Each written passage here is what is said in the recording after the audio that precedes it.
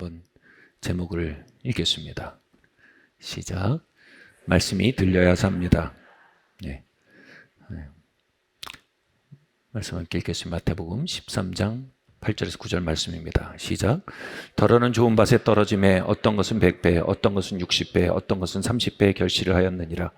귀 있는 자는 들으라 하시니라. 제가 주일학교부터 굉장히 자주 듣던 말씀입니다. 바로 씨 뿌리는 자의 비유입니다. 하나님의 왕국이 씨를 뿌리는데 그 씨가 바로 말씀이라는 겁니다. 그런데 어떤 씨는 길가밭에 떨어져서 심겨지기도 전에 새가 먹어버립니다. 어떤 씨는 돌짝밭에 떨어져서 싹은 나지만 곧 죽어버립니다. 어떤 씨는 가시밭에 떨어져서 자라긴 하는데 가시, 즉 세상 염려의 기운에 막혀 죽어버립니다. 어떤 씨는 좋은 밭에 떨어져 30배, 60배, 100배의 열매를 맺어갑니다. 신앙생활 좀 하신 분들한테는 굉장히 익숙한 말씀이고 또 이 익숙함 속에 함정이 있습니다. 안다 생각하는 마음 속에 깨닫지 못하는, 자신을 자각하지 못하는 그런 맹점이 깃드는 것입니다. 이것은 사실 굉장히 위험한 상태입니다. 예수님께서 이렇게 말씀하셨습니다. 무릇 있는 자는 받아 넉넉하게 되되 없는 자는 그 있는 것도 빼앗기리라. 그러므로 내가 그들에게 비유로 말하는 것은 그들이 보아도 보지 못하며 들어도 듣지 못하며 깨닫지 못함이니라. 바로 이 씨 뿌리는 자의 비유에 대해 말씀하신 것입니다. 이 씨 뿌린 자의 비유를 듣기는 하지만 깨닫지 못하는 자들은 있는 것도 빼앗기리라 하셨습니다. 반면 이 말씀을 깨닫는 자는 받았지만 더욱 받아 넉넉한 자가 된다고 말씀하셨습니다. 저는 이 말씀을 수십 년간 알았지만 깨닫지 못했습니다. 그 시간 동안 저는 있던 것마저 빼앗겨가는 침체의 시간을 보내왔습니다. 그 기간 저에게 신앙은 제 삶을 이끌어가며 삶을 창조하는 능력이 아닌 나약한 종교 생활에 지나지 않았었습니다. 오늘 많은 분들에게 이 말씀이 알매 자리에서 깨달음의 자리로 옮겨지기를 축원합니다. 첫 번째로요, 이 길가밭은요, 길가밭에 대해서 이야기하겠습니다. 한번 읽어볼까요? 열매의 시작은 씨앗입니다. 라플라스라는 수학자가 있습니다. 그는 유명한 논지를 펼쳤습니다. 이 우주 속에 존재하는 모든 요인들을 파악하고 있는 악마가 있다면 그는 정확하게 모든 일들의 결말을 예측할 수 있을 것이다. 이것은 우리의 삶이 수많은 원인, 결과의 고리로 얼기설기 짜여지는 기계와 같다라는 선포입니다. 기드온은 이 악순환의 원인 결과의 고리에 묶여 살아가던 이였습니다. 이스라엘의 국력이 쇠퇴했습니다. 당연히 적군이 침입해 미디안이 약탈을 시작했습니다. 약소국의 국민이었던 기드온은 당연히 겁을 먹고 숨어 지내는 자가 되었습니다. 그래서 포도즙 틀에 숨어서 타작을 하고 있었습니다. 이 악순환의 원인 결과의 사슬이 보이십니까? 그런데 이 사슬을 끊고 임하는 것이 있습니다. 바로 하나님의 말씀이었습니다. 하나님께서 말씀으로 찾아오셔서 그 사자를 보내십니다. 강한 용사여, 하나님이 너와 함께 하신다. 기도는 사자를 통해 전해지는 그 말씀에 진지하게 반응합니다. 종교적으로 반응한 게 아닙니다. 삶으로 반응했습니다. 그 진지하게 그 말씀을 되물어 보았습니다. 진지하게 그 말씀을 믿지 못하는 자신을 개방했습니다. 그리고 그 말씀으로 자신의 생각을 기경하여 갔습니다.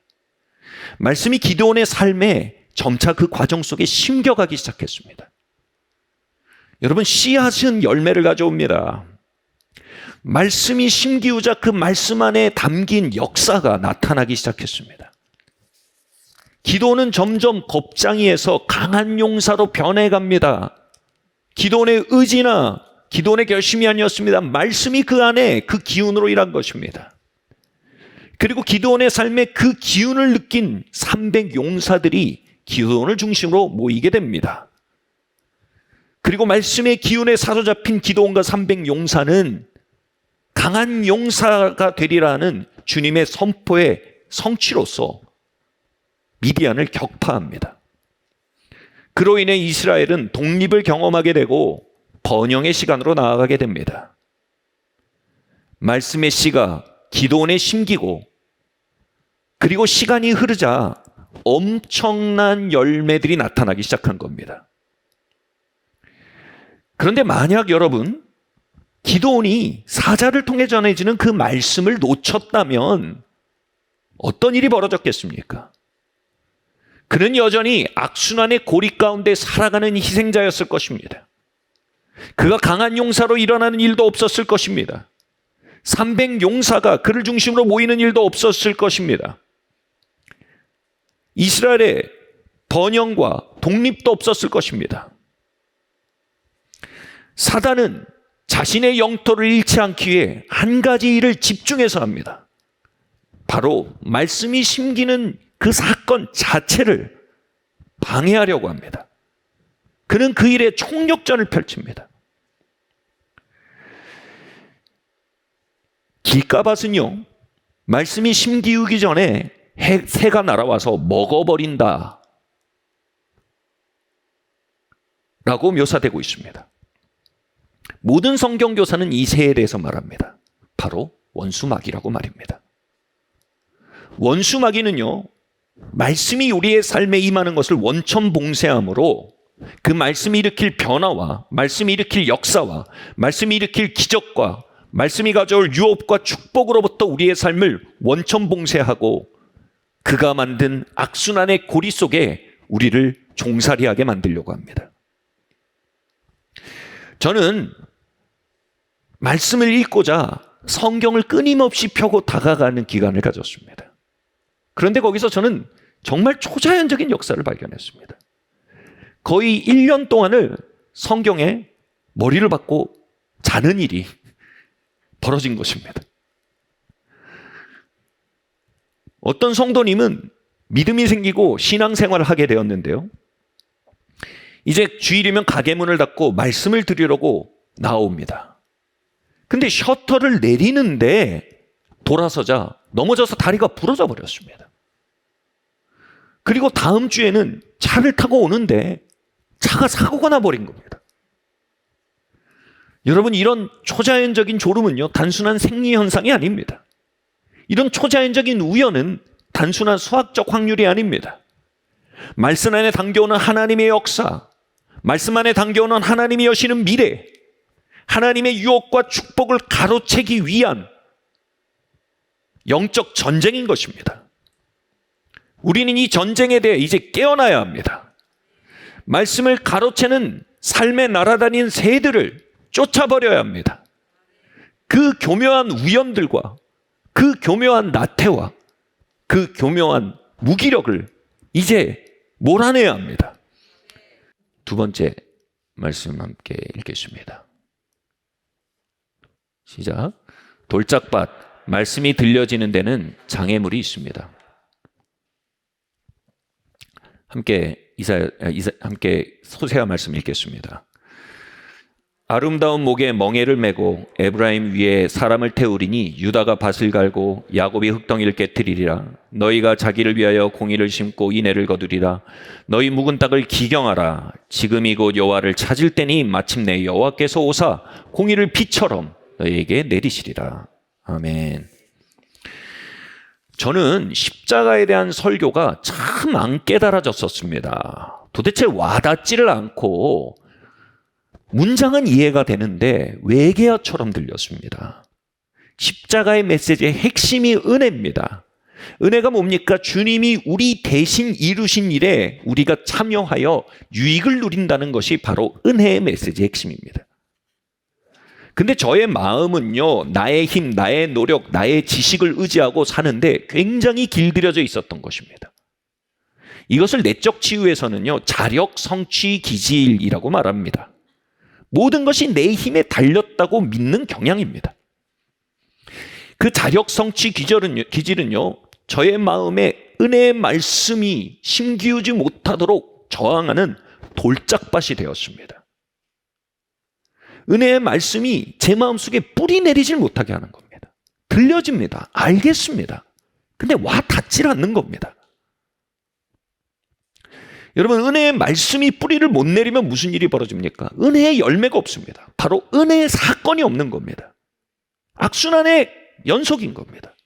은혜의 말씀이 없으니 은혜의 사건이 없습니다. 은혜의 사건이 없으니 인생은 결국 내가 한 만큼이고 내가 이룬 만큼이고 내가 애쓴 만큼이다라는 자력 성취 기질의 돌짝밭은 더 굳어지는 겁니다. 어느 날 말씀의 장애물이 제 안에 존재한다는 사실이 깨달아졌습니다.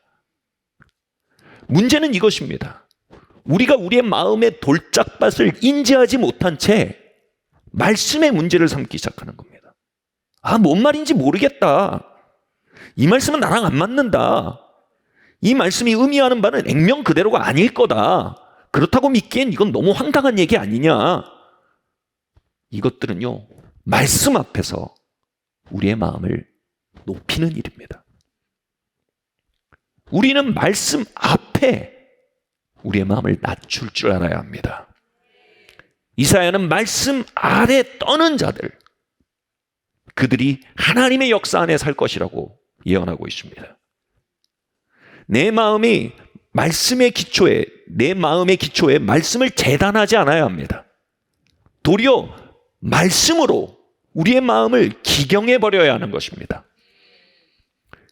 고린도후서 말씀 함께 읽겠습니다. 우리의 싸우는 무기는 육신에 속한 것이 아니요 오직 어떤 견고한 진도 무너뜨리는 하나님의 능력이라. 모든 이론을 무너뜨리며 하나님 아는 것을 대적하여 높아진 것을 다 무너뜨리고 모든 생각을 사로잡아 그리스도께 복종케 하나니. 제 마음속에 이 돌짝밭처럼 굳어진 자력 성취 기질은요, 견고한 진이 된 것입니다. 바로 하나님의 말씀을 대적하여 높아진 견고한 진이 된 것입니다. 아니, 저렇게 얘기하면 사람들이 게을러진다.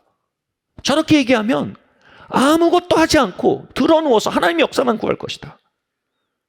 말씀의 진리는 알지 못할 채 딴지만 거는 마음이 된 것입니다. 그런데 그것이 말씀의 문제가 아니고 제 마음속에 견고한 진의 문제가 되었음을 깨닫게 된 것입니다. 그러자 이제 바뀌었습니다. 은혜에 대한 말씀들을 듣거나 읽을 때 이제 전투적으로 그 말씀을 사용하기 시작한 것입니다. 그 말씀을 재단하길 그치고 그 말씀을 쟁기로 삼아서 제 마음밭을 기경하는 데 사용한 것입니다.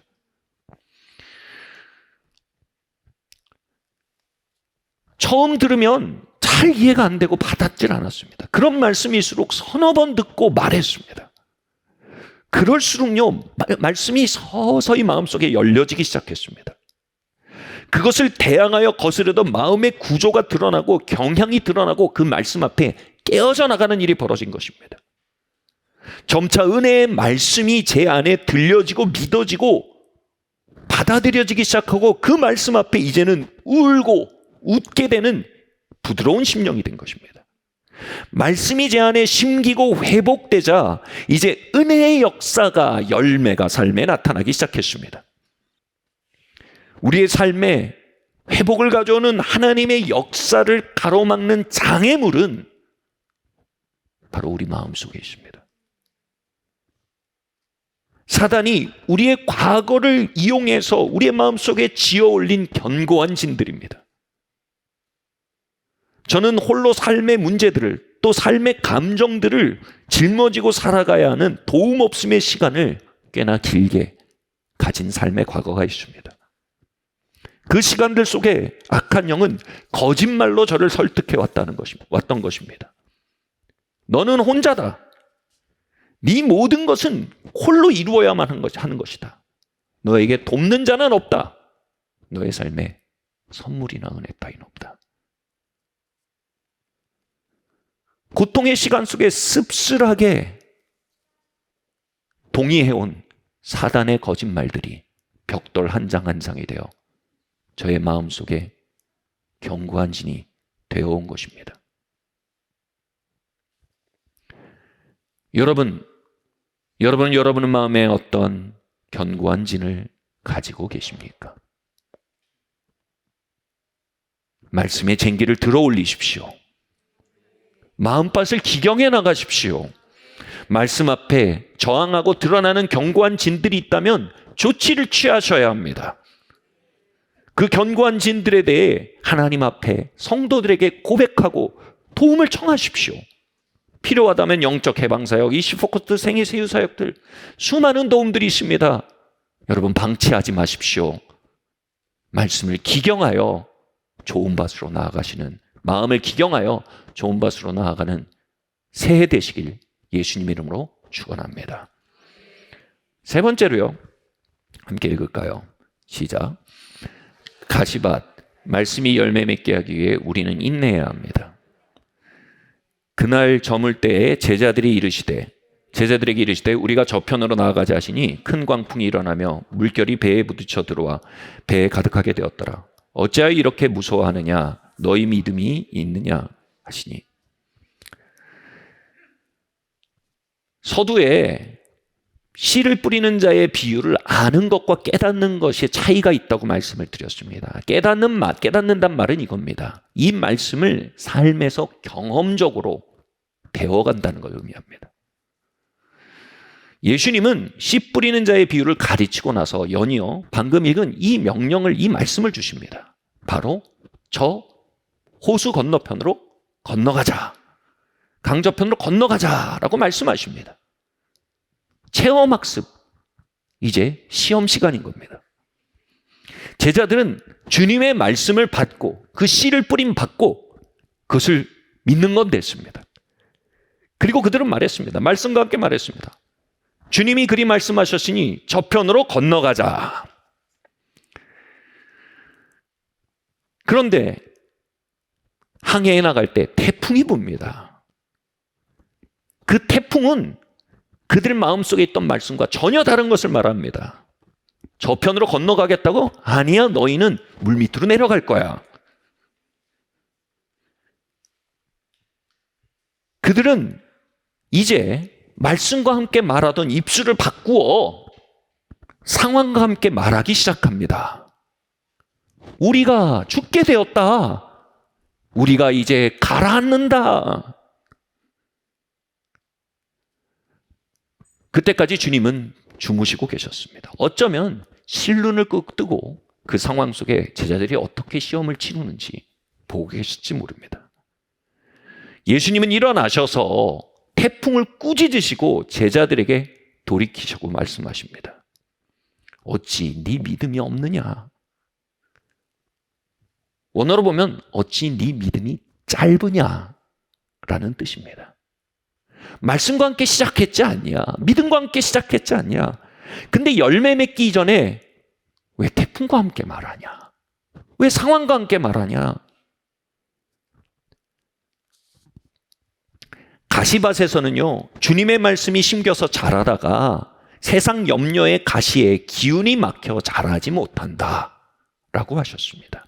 여기서 기운이 막히다란 말은요, 원어로 목이 졸려 질식하다란 뜻입니다. 저리로 건너가라는 주님의 말씀이 태풍이란 상황 속에 목이 졸려 질식해버린 겁니다. 어떻게 그런 일이 벌어졌을까요? 그들이 상황과 함께 말한 것입니다.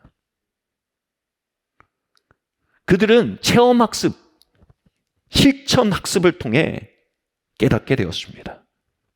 자신이 어떤 밭의 상태인지를요. 그들은 시험 앞에 실천적으로 자신이 가시밭임을 깨닫게 된 것입니다.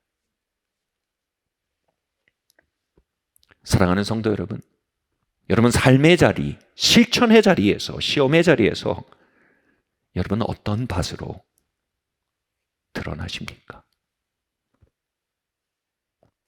새가 번번이 날아와 말씀 자체를 가로채고 있습니까? 마음의 견고한 진, 굳은 돌짝밭으로 인해 말씀이 들리우고 믿어지긴 하나, 들리우긴 하나 와 닿질 않고 내 안에 뿌리 내리지 못하고 있습니까? 아니면 들려지고 믿어지고 와 닿지만 정작 태풍을 만날 때 태풍을 따라 말함으로 그 말씀을 유산해버리고 마는 것입니까? 여러분, 어느 밭의 상태이든 이제 우리 한마음으로 은혜를 구해야 합니다. 새해가 새해일 수 있는 것은 하나님의 말씀이 임하여 열매 맺을 수 있는 좋은 밭으로 나아갈 수 있을 때 가능한 것입니다. 우리의 새해에 하나님의 역사가 가득하길 바랍니다. 하나님의 약속들이 성취되기를 바랍니다. 하나님의 기적들이 나타나길 바랍니다.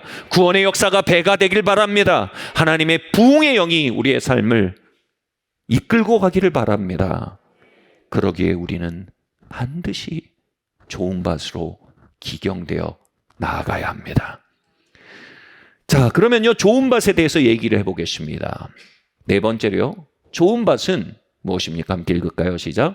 감정과 상황이 아닌 말씀을 따라 말하십시오.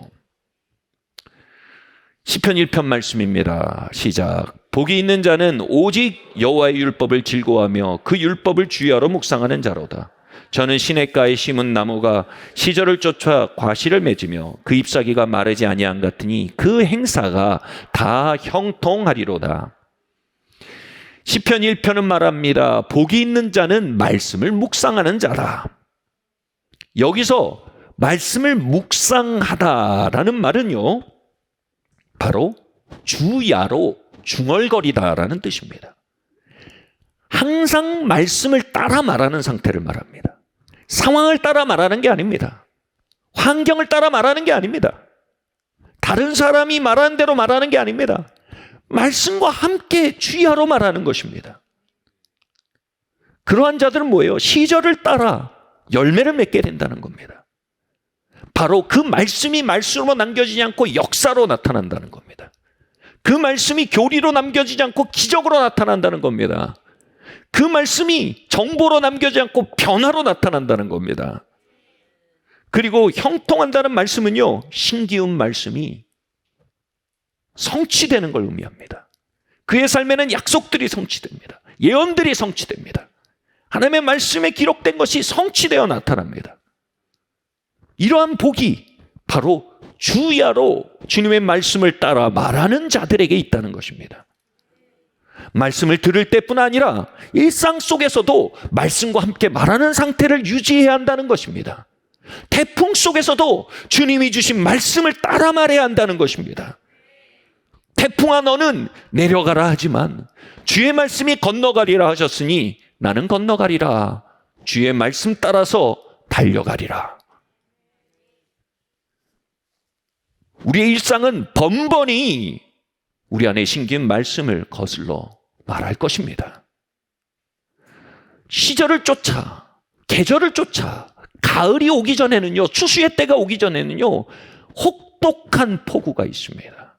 혹독한 태풍이 있습니다. 혹독한 햇볕이 있습니다. 그 기간을 지난 농작물만이 열매를 맺는 것입니다.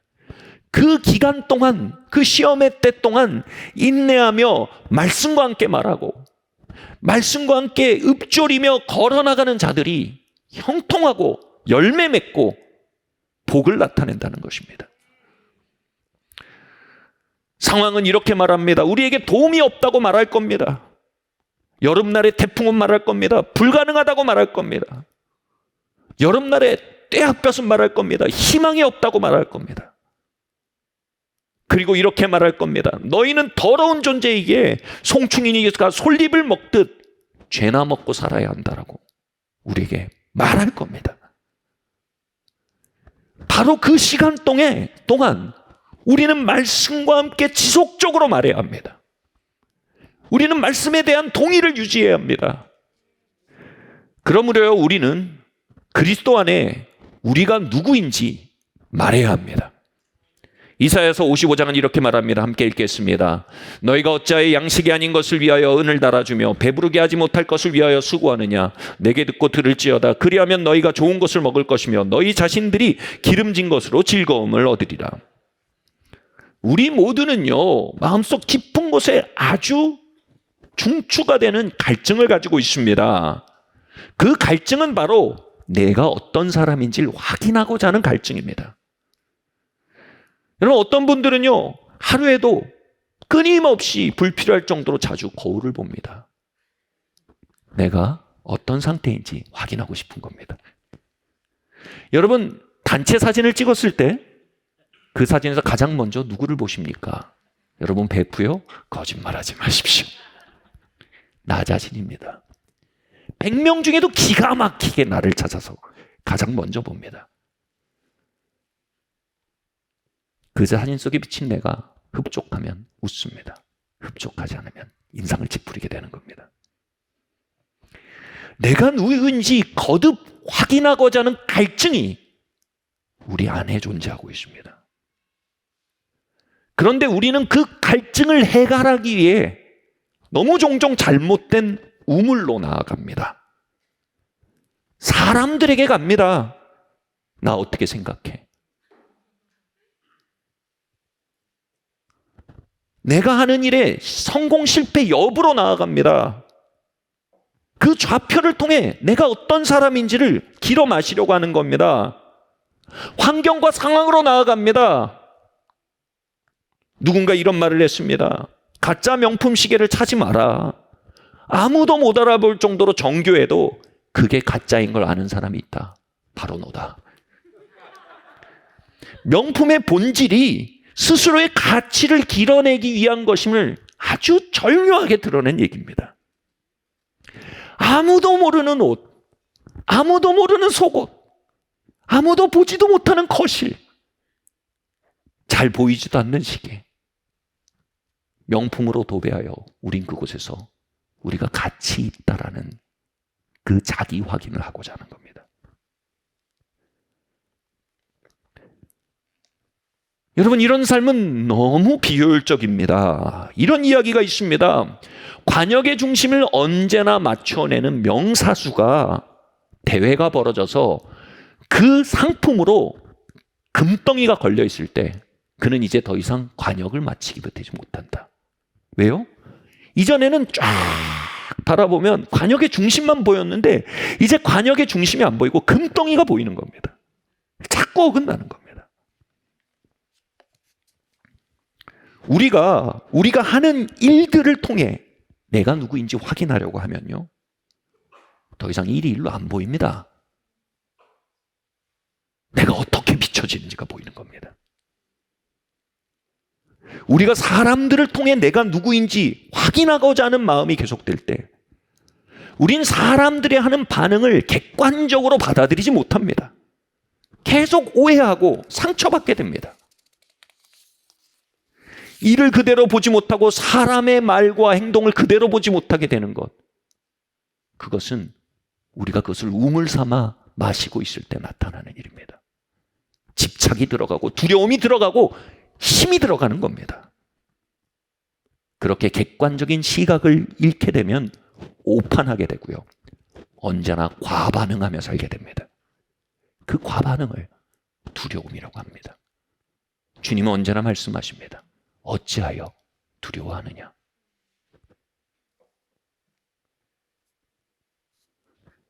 여러분, 이 과반응 속에 살 때요, 일이 틀어지는 건, 관계가 틀어지는 건 시간 문제입니다. 무엇보다요, 우리의 영혼이 그 안에서 망가져 갑니다. 요한계시록은요, 사단이 성도들에 대해 주야로 참소하고 있다고 말했습니다. 사단은 그 참소의 독을 잘못된 우물들 속에 가득 풀어놓았습니다.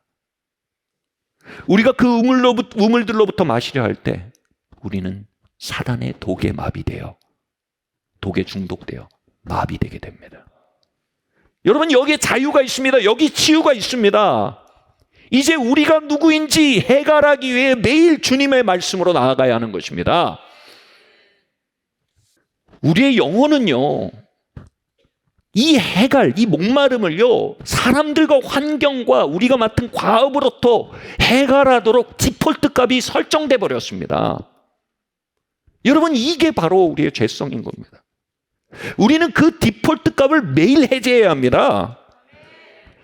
이 자리에 계신 성도 여러분, 여러분의 영혼의 디폴트 값 오늘 다시 해제하셔야 합니다. 그래야 새해가 열립니다. 그래야 새 하늘이 열립니다. 그래야 새 땅이 열립니다. 그래야 새 역사가 시작되는 것입니다.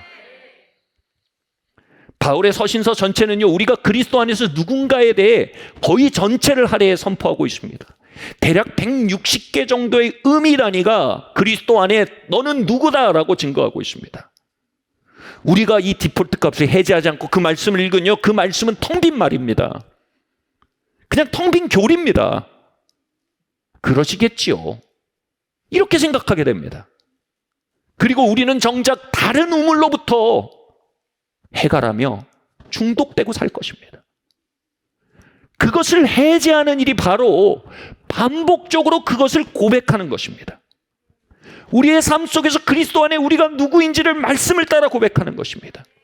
상황이 무엇라 말하던, 감정이 무엇라 말하던, 일의 진행이 무엇라 말하던 나의 나됨을 그것에 걸지 않는 것입니다. 나의 나됨을 그리스도 안에 있는 말씀으로 읊조리며 그 안에 채워나가는 것입니다. 이것에 대해 이렇게 설명하고 싶습니다. 누군가 이것은 마치 사랑이 자라는 과정과 같다라고 얘기했습니다. 부부끼리 사랑하죠. 사랑해요. 근데 살다 보면 그냥 동지가 돼갑니다. 그죠? 아이를 같이 키우는 동지, 청구서를 같이 내는 동지. 안방은요, 서로를 아끼고 사랑하는 방이 아니라 사무실이 돼갑니다. 왜 그렇습니까? 그들의 마음속에 있는 사랑이 삶의 실제로 터져나올 출구가 없는 겁니다. 그러다 보면 우리가 서로 사랑하는가라는 반문까지 생깁니다. 제가 그런 기간을 통과하면서요, 하나님 앞에 간구했습니다. 하나님, 제가 평생 사랑을 나누고 살 단 한 명의 여인을 선택했는데 이 여인과의 관계가 이제는 그냥 동역자가 되어갑니다. 하나님, 우리 안에 사랑의 실체가 돌아오기를 바랍니다. 그렇게 기도했습니다. 그런데 주님께서 놀라운 감동을 주셨습니다. 바로 이겁니다. 내 아내에게 사랑한다고 말해라, 이겁니다. 저는 반문했습니다. 주님, 느껴지질 않습니다. 주님이 다시 말씀하셨습니다. 너 아내 사랑하잖아. 그러니까 결혼했잖아. 그러니까 같이 살잖아. 저는 이렇게 대답했습니다. 예, 사랑합니다. 근데 그게 느껴지질 않습니다. 그러니 이렇게 감동하셨습니다. 네가 그것을 말해야 그것이 네 안의 실제가 되는 거다.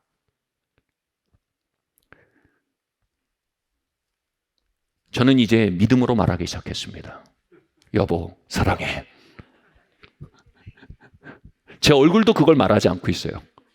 제 세포들도 그걸 말하지 않아요. 믿음으로 말하는 거예요. 제 아내도 깜짝 놀랐습니다. 무슨 큰 욕을 들은 것처럼 놀란 표정으로 저를 봤어요. 그렇게 시작됐습니다. 그리고 계속 다양한 방법으로 사랑을 말하기 시작했습니다. 때로는 행동으로요. 때로는 말로요. 때로는 바디랭귀지로요. 아내도 그것에 서서히 응답해 가기 시작했습니다. 그렇게 우리 안에 있는 사랑을 말해가기 시작하자 우리 안에만 있던 사랑이 이제 실체가 되어서요, 생활 속에 흘러나오더라고요. 이제 눈도 같이 말하는 거예요. 이제 감정도 같이 말하는 거예요. 이제 제법 로맨스가 돌아오는 거예요. 그리고 이제는 연애 시절보다 서로가 더 좋은 거예요. 여러분, 아내 사랑하신 줄 믿습니다. 말씀하시지 않으시면 실체가 되어 삶에 흘러나오질 않습니다. 여러분, 우리는 그리스도 안에서 새 피조물이 되었습니다. 우린 예수님의 말씀과 성령으로 거듭나서 하나님 아버지의 아들과 딸이 되었습니다. 이제 우리는 하늘에 속한 자가 되었고 우리는 하나님의 가정에 속한 하나님의 패밀리가 되었습니다. 그 생명은 우리 안에 들어와 사는 속생명이 되었다라고 바울이 얘기합니다. 그런데 그 속생명은요, 말하지 않으면 자라지 않습니다. 그러나 말하기 시작하면 자라납니다. 말하기 시작하면 경험됩니다. 말하기 시작하면 감정이 됩니다. 말하기 시작하면 능력이 됩니다. 말하기 시작하면 영감이 됩니다. 말하기 시작하면 우리의 삶의 실제가 되어간단 말입니다. 예수님의 사복음서를 읽어보면요, 그분의 대화는 약간은 뜬금없습니다. 상황에 대한 이야기가 별로 없습니다. 타인에 대한 이야기를 많이 하지 않습니다. 그분은 그분이 누구신지에 대한 이야기로 가득합니다. 나는 아들이다. 나는 하늘에서 온 자다. 내 안에 아버지가 내 안에 산다. 그 말씀을 읽으며 참 놀라웠습니다. 예수님 성격이 나랑 많이 다르시네요. 그러나 여러분, 그렇지 않습니다. 예수님을 주변을 둘러싸고 있는 사람들과 주변을 둘러싸고 있는 상황이 예수님에게 끊임없이 주야로 참소하는 원수의 동물을 뿜어내고 있었던 것을 예수님이 인식한 겁니다. 그 속에서 하늘로부터 마시고 계신 겁니다. 나는 아들이라. 나는 하늘에 속했다. 나는 땅에 속하지 않았다. 아버지가 내 안에 계시다. 나는 아버지께 속했다. 나는 아버지의 품으로부터 났다.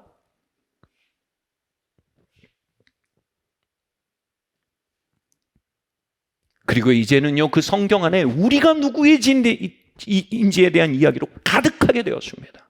너는 나의 형제다. 너는 나의 친구다. 나의 말씀이 너희 안에 거함으로 내가 너희 안에 거하고 너희가 내 안에 거하고 너가 아버지 안에 거하고 아버지가 너 안에 거한다. 너는 하늘로부터 난 자가 되었다. 너는 새 피조물이다. 그리스도께서 죄를 위하여 죄가 되사 우리를 위하여 죽으심은 그리스도 안에서 우리로 하나님의 의가 되게 하려 하심이라. 너희는 하나님의 의가 되었다. 너는 그리스도의 몸의 일원이 되었다. 사랑을 잘하게 하듯 이제 우리도 그 진실로부터 말하기 시작해야 합니다. 여러분, 세상은 말합니다. 너는 이 거대 세상에 기계의 한 부속품밖에 되지 않는 존재다. 그러니 알아서 기어라. 그러나 말씀은 말합니다. 너는 택한 족속이요, 왕같은 제사장이요, 하나님의 소유된 백성이다. 넌 그리스도와 공동상속자가 된 자이다. 넌 그리스도와 함께 하늘 보좌에 함께 앉은 자가 되었다. 여러분, 우리가 이것을 주야로 우리의 일상 속에 마귀가 웅변하고 있는 그 삶 속에서 마주 말하지 않으면 우리의 감정은 거짓말에 중독되고 맙니다. 그러나 우리가 그것을 주야로 말하기 시작한다면 우리 안에 있는 속생명은 더 이상 교리가 아닐 것입니다. 그것은 우리의 혈관을 타고 돌아다니는 능력으로 경험될 것입니다. 그 속생명은 더 이상 이론이 아닐 것입니다. 우리의 감정을 우리타게 채워 들어가는 그 충만과 안식이 될 것입니다. 그 속생명은 더 이상 어느 알 수 없는 영계의 일이 아닐 것입니다. 그 속생명은 우리에게 끊임없이 영감을 주고 지혜를 주고 삶의 좌표를 비추어주는 내면의 빛이 되기 시작할 것입니다. 이제 우리는 복음과 함께 말하며 한 해를 살아야 합니다. 복음은 내세를 가리키기 위해 주어진 것만이 아닙니다. 복음은 현세 속에 우리가 누구인지 끊임없이 길어 마실 우물로서 우리의 삶의 중심에 던져진 하나님의 생명샘인 것입니다. 마지막 말씀 함께 읽겠습니다. 시작. 그의 영광의 풍성함을 따라 그의 성령으로 말미암아 너희 속사람을 능력으로 강건케 하시며 우리 가운데 역사하시는 능력대로 우리가 구하거나 생각하는 모든 것에 더 넘치도록 능히 할 이에게 교회와 그리스도와 예수 안에서 영광이 대대토록 영원무궁히 있을지어다. 아멘. 이 말씀에 해석 가능성이 두 가지가 있습니다. 한 가지는요, 하나님께서 우리가 생각하고 구하는 것보다 능히 더 이루실 것이다. 그분께 영광이 있을지어다라는 해석입니다. 근데 헬라어로 놓고 문맥상으로 해석을 하면요, 다른 뜻이 나옵니다. 그 뜻은 뭐냐면요. 바로 이 말씀은 속사람에 대한 말씀입니다. 그의 영광의 풍성함을 따라 성령으로 말미암아 너희 속사람이 능력으로 강건케 하옵시며 하면서 속사람에 대해서 얘기합니다. 그렇게 이해하면요. 중간에 있는 관계대명사가 이렇게 해석이 됩니다. 우리가 구하거나 생각하는 모든 것에 더 넘치도록 능히 행할 그 속사람에게. 와우.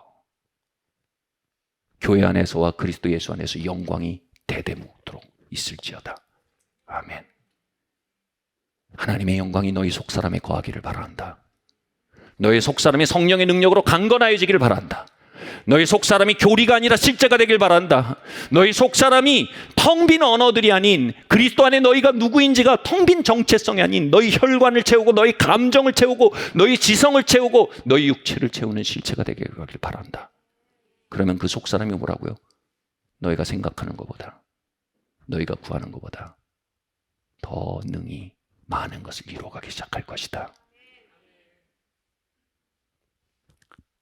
바울은 이렇게 말합니다. 그 속사람의 실체를 보며 그리스도 안에 자신이 누군지 보며 말합니다.